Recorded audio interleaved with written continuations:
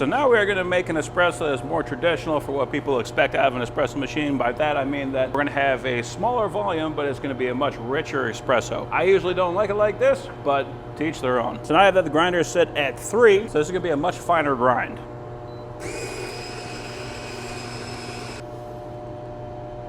You can see what that looks like now, so it looks like a much more solid puck. And that's going to mean that the water is going to have to push harder in order to get through here, but you're going to end up with a much richer espresso. It's also important to make sure that we know that the gauge actually works.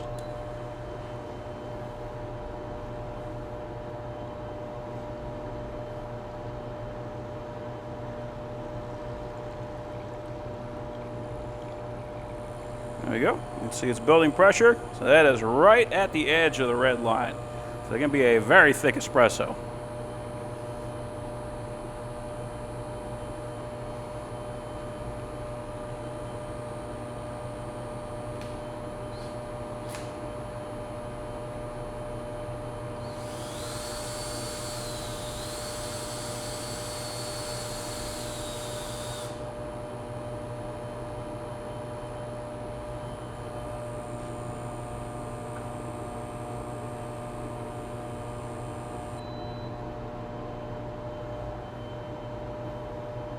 Okay, so that is what that looks like.